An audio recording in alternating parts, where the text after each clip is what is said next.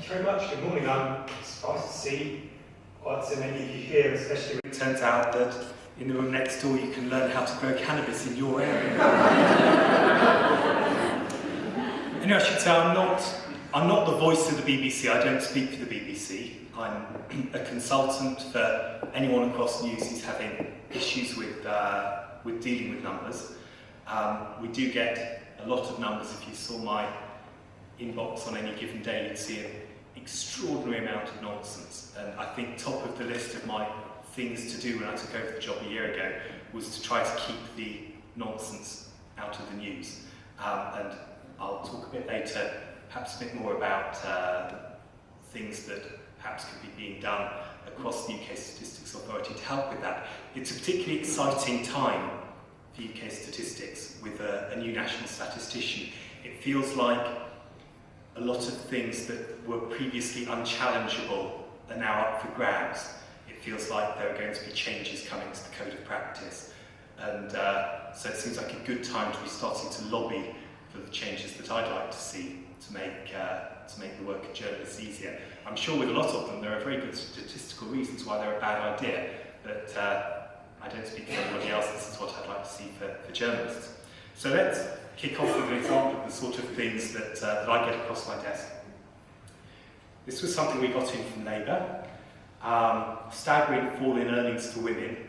Shadow Equalities Minister Gloria De Piero is writing to the Low Pay Commission after specially prepared figures from the ONS showed that average earnings had fallen in 1 in 3 constituencies in absolute terms since 2010. It's the first time the information has been provided by constituency. I'm not sure it was actually. It was I think it was part of ASH, and they'd been doing it for ages, but they didn't publicise it very much because constituency level is really quite low for this sort of thing. But anyway, it turned out that among the biggest falls in average weekly earnings for women was Welling and Hatfield, where average weekly earnings had fallen £146.50. Now, I don't know if that's setting off alarm bells for anybody else, but that's an awful lot for your average weekly earnings to fall by. So I got in touch with ASH, they're a lovely team, and they sent me this. So if you can still hear me if I walk away from the mic a bit. So we have all the constituencies, we have the 2010 figures and the 2011 figures and the 2012 figures and the 2013 figures. And if you had really, really good eyesight, you'd see that some of them have 2 little stars next to them, and some of them have 1 little star next to them, and a very, very small number of them have no stars next to them. And, well, you have to get into really, really small print to find out what they mean. And if you look down the bottom, it turns out it's telling you about the coefficient of variation. Now, I'm particularly pleased to be in a room where I can say coefficient of variation without explaining what it is, because I haven't, to be honest, got the bleeding foggiest. So it turns out that if you've got 1 star there, and let's be honest, most of them have got at least 1 star there, then you've got a coefficient of variation of at least 5%. 2 stars, it's between 5 and 10%, and if you've got a cross there, and there are a few crosses there, a cross there means it's unreliable, which presumably means that having 1 or 2 stars means it's reliable.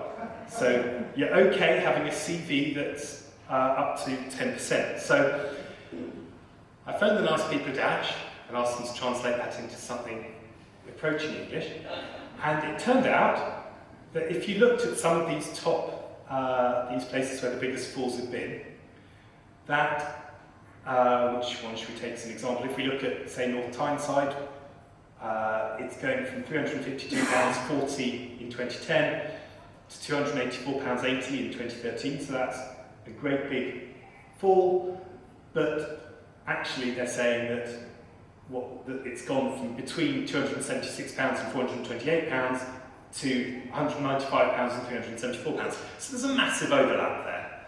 And actually it turns out that and remember, that's still reliable. That's only 2 stars. In every single constituency in this study, it turned out there was an overlap between these figures, except for Welling Hatfield. So if we'd gone with a headline, average weekly earnings for women in Welling Hatfield, probably went down a bit, then we could have, we'd have been good with it. As it was, the headline that we were planning to run didn't really work. And journalists on the whole are not very numerate. And it's really very difficult to get past something where that degree of sophistication is needed to spike the story. And actually, it's only because I had friends in Ash who could explain what on earth they were talking about that we got rid of it. And I think the point of this is we need to have some sort of spectrum. We need to have a spectrum where we understand how reliable a figure is. And on one end of the spectrum, we have the census, which is fabulously reliable because you ask everybody and 97% reply. So that's at one end. You ask everybody, you spend a fortune doing it, we kind of believe it. And at the other end of the spectrum is the back of the fag packet. You notice just how little space there is these days for calculations on the back of fag packets. And this is why the nonsense in the news is getting worse. There's just no room. But maybe when we move to plain packaging, that will improve. So I wonder if we might consider where on this spectrum we should be putting this. This was something that we had out on the first, well, for many people, the first working day of the year.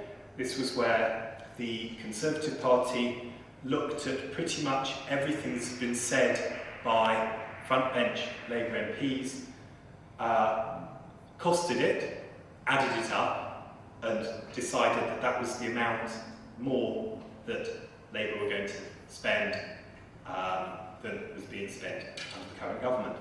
And if you looked in the methodology, the costing was done by government officials. They were costed by officials in HM Treasury and other departments. And the trouble with this is that when your average journalist sees, well, it's been done by the Treasury, it's good stuff, it's kosher. The trouble is that while the costing was done by government officials, the assumptions it was based on came from Conservative Party special advisors.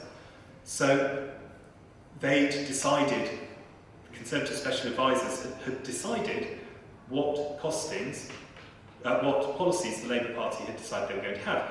And of course, when this came out, the Labour Party came out and said, well, actually, no, we're not committed to paying for this. We may have come out and said, we think it's a bad thing that you've cut funding to the Arts Council budget. That doesn't mean that we're going to reverse it. Now, as political arguments go, the Conservative Party could quite legitimately then have gone back and said, well, why are you coming out and saying it's a bad thing to cut it if you wouldn't reverse it? But as a spending pledge, at the start of what is going to be a very long election year goes, it seemed a bit weedy. And indeed, elsewhere on the spectrum, I don't know if you remember the £1,400 UK dividend per Scottish person if they rejected independence. I don't know if all Scottish people are now feeling that £1,400 better off. I suspect not. But again, it's sourced from HM Treasury calculations, so it's bound to be kosher. And to be honest, I think that figure was so utterly dwarfed by the uncertainties involved that it's much closer to the back of the fag packet at this end than to the census at that end.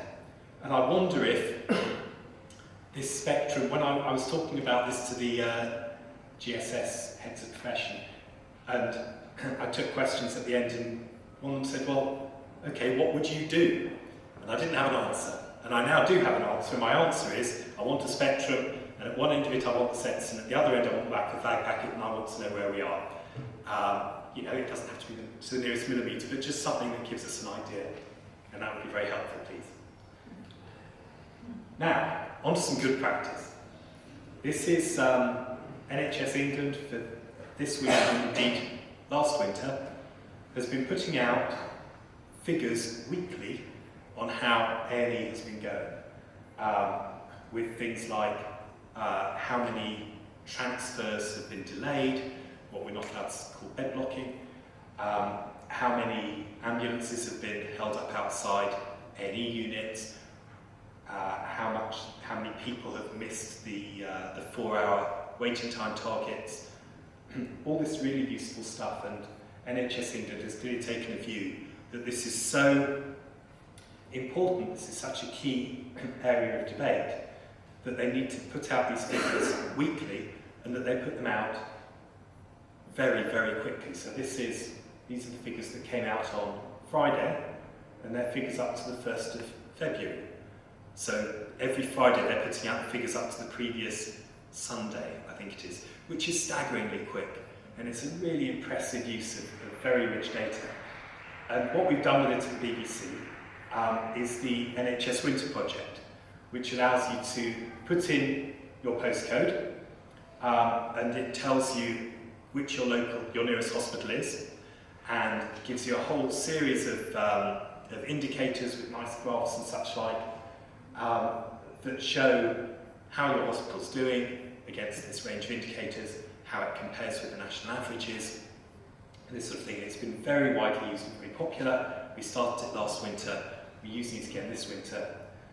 And the only problem comes if you put in a postcode that isn't in England, because while in England we have the figures up to the 1st of February, in Northern Ireland we have figures up to November, in Scotland up to September, and in Wales up to November.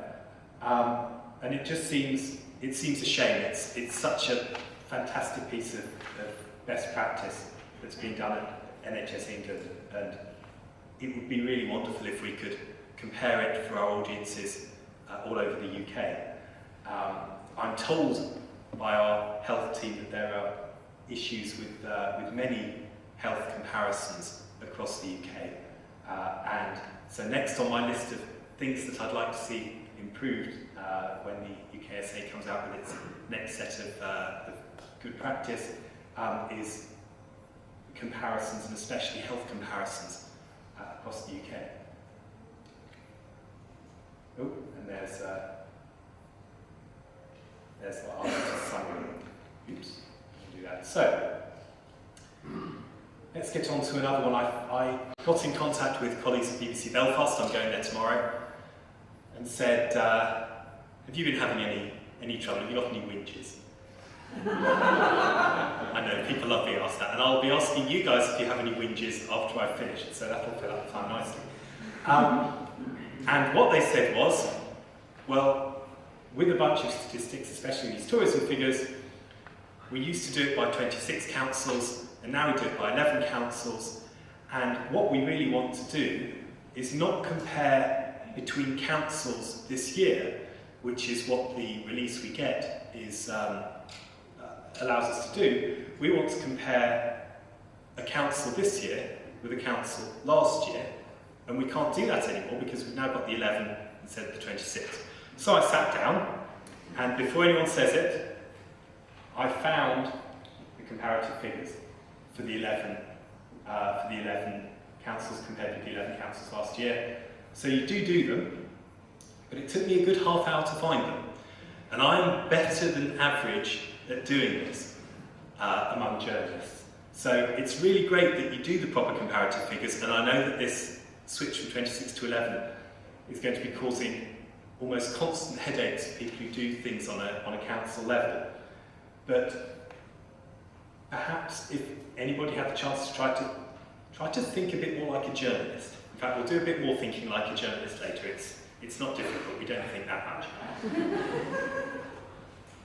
If you're thinking like a journalist, then what you want to be able to say is, especially if you're on a local paper, what you want to be able to say is, last month in Armagh, Banbridge and Craigavon we had this many, and this year we have this many.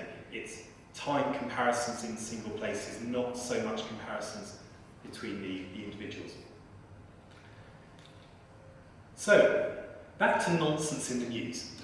This is one of, I don't know why I particularly picked this one. It just struck me as particularly nonsensical. Mobile phone obsession reaches the bedroom as more than 4 in 10 people check their phone before kissing their partner in the morning. I really want to know how they do this sort of research. Because someone out there's having much more fun researching this than I. And you know, I get this sort of stuff just every day, and I wrote a piece about it. I write an occasional column called Small Data, and I did one about extraordinary nonsense in my inbox. And there was a report I got that said, new research has found that the average UK household spends 12% of their weekly expenditure, while 5.2 million of the lowest earning households are spending around 4% more. I suspect, and I didn't bother to look into it very much further, I suspect there were words missing. But it's not that much worse than some of the stuff we have. There was another one that said, a Saturday night in costs hosts up to £118.29 on average. Now, it's that combination of up to and on average that makes this particularly splendid. But when you go into the methodology, it's assuming that people are inviting 4 friends over to watch Strictly, and then buying them takeaways and drinks and snacks. They checked out the representative cost of a curry based on an Indian set meal for 4 to take away in Fife, Nottingham and Bournemouth. But it then turned out that 55% of women had spent up to £100 on a new outfit to wear in front of the television. Inspired by the glamorous judges on X Factor. It's fantastic. I mean, it's wonderful. If only any of it were true, we could have such fun reporting it.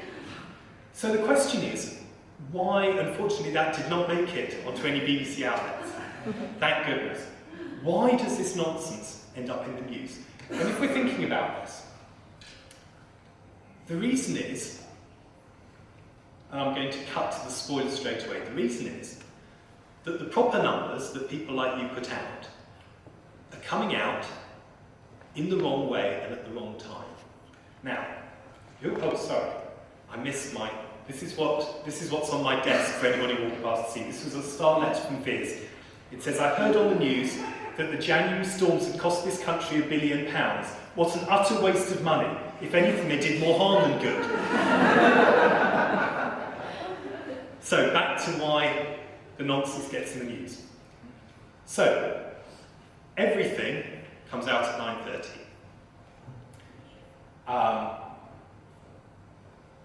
All the figures that we cover, the ones that are the most important, at 9:30, unemployment and inflation and GDP goes live on the news channel. We have people from the ONS on.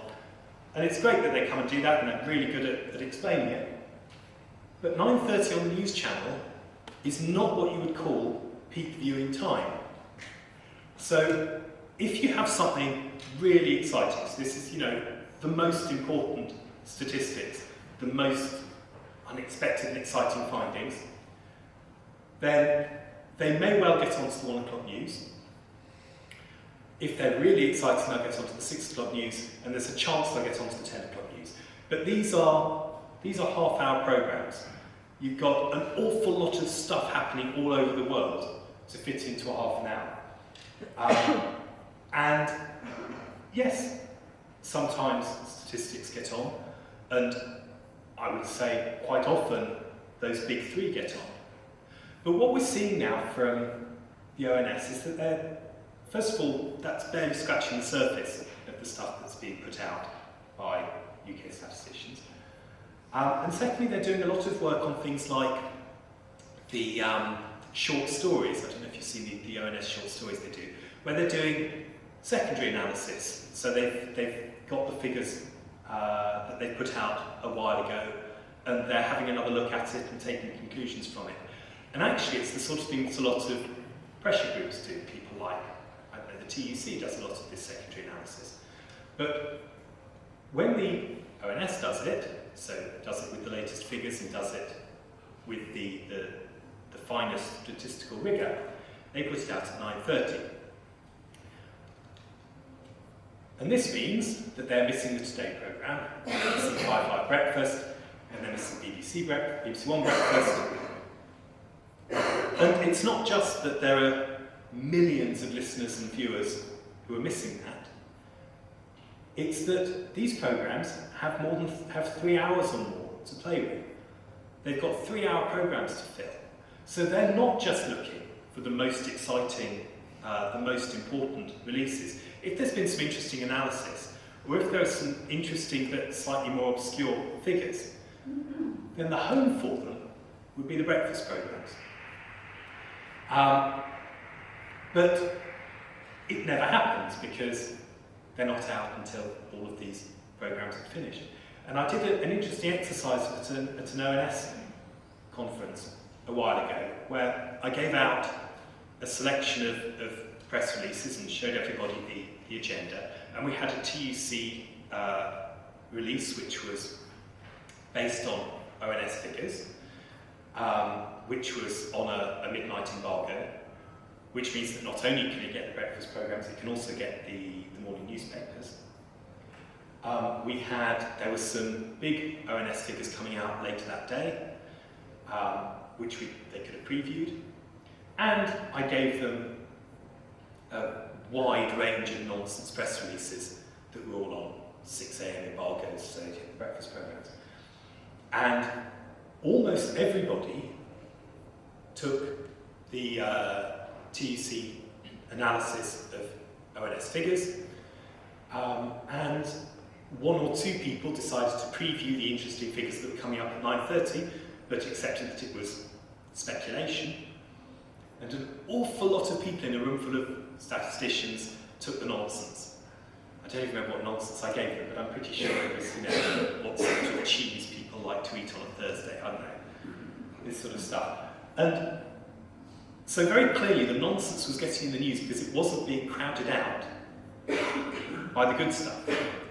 And it seems to me that if the stuff that's coming out at 9:30, the important stuff, actually came out at 7 o'clock, like every release from every publicly listed company in the country, that suddenly it would be available to many millions of extra viewers and listeners and readers, and less nonsense would get on air.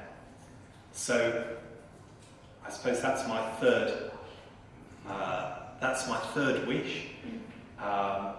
I recognise that at the moment everything has to come out at 9:30, and I see the value in having everything coming out at the same time.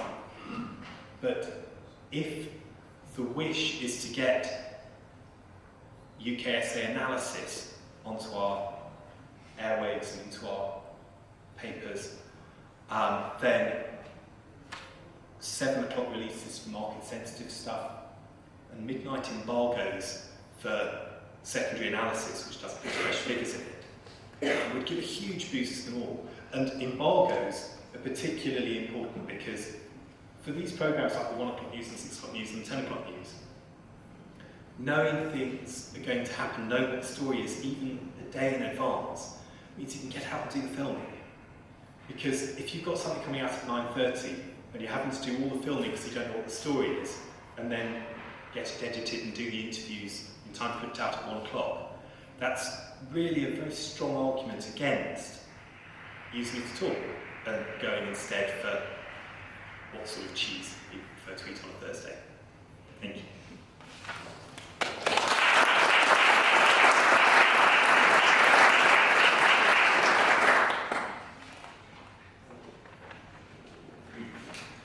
Thank you very much indeed, Anthony. And I think we've got about 45 minutes for questioning. I think Anthony intentionally wanted to keep this short enough to allow sufficient time. So, anyone like to kick off with a question?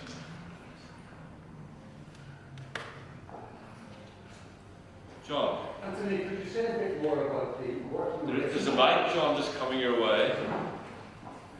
Good morning, Anthony. Anthony, could you say a bit more about the working relationship you have with ONS statisticians, what sort of relationship that is? Absolutely. So I need a mic as well. Or I can't hear it. So I am the most spoiled user of ONS statistics, partly because I went to see Glenn Watson at the ONS when I started this job, and he said, Anthony, so you're head of statistics, presumably that means you have a whole big team of statisticians back at Broadcasting House. And I had to admit that no, it's just me. And he said, well, we should probably lend you one then.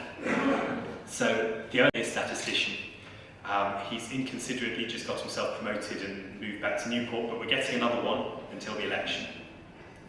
So that's an enormous benefit. It makes my work much easier. But on top of that, because I have the time to do this, and this was very much part of the point of the job, I know a lot of the statisticians around Newport and Titchfield. So if there's a big figure that's come out, I just phone them and find out the bits of it I don't understand, which obviously are many. The atmosphere in ONS is very much in favour of talking to journalists, of getting the story out and getting it out correctly. And the press office there's fantastic as well. I think I would feel that in some government departments it was slightly less so, and that they were less enthusiastic about having their statisticians talk to the press. But I can confidently say in ONS that no one has ever declined to talk to me, and they're all just very helpful indeed. That's good. Perhaps in the conversations tomorrow with your BBC colleagues, you might want to talk about getting perhaps a NISRA statistician on to come to help them as well. Well, I'm sure they'd be delighted I should suggest it. Maybe rather than Anthony and I switching places all the time, maybe if you just put your hand up and Anthony will recognise you. Is that okay? Yeah, that's absolutely fine.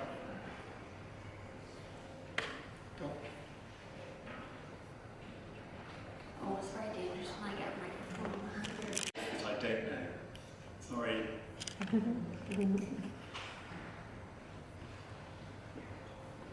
Anyone else?